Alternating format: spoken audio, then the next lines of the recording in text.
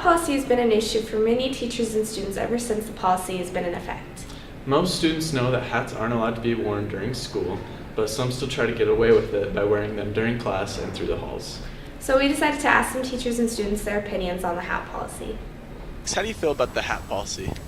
I think that a lot of students don't always understand it, but I think that it's just kind of a district rule and you have to follow it. How do I feel about the hat policy? It's a complicated question. I think that hats do not affect learning, and if it were up to me, I would not have the hat policy that we do. Well, personally, I don't often wear hats, but I think it's a bigger issue for teachers to go out of their way and say, take off your hat, rather than just letting it happen. Recently, a student from Salem Hills High School, John Hill, approached the district about this issue, trying to change their minds about the hat policy.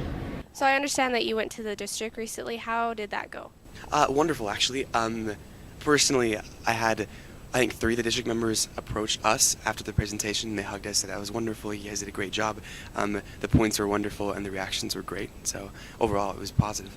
So do you think you have a good chance at changing the hat policy? I'm not entirely certain myself, but our principal approached me the other day and he said, your name is John, right? And I said, yeah.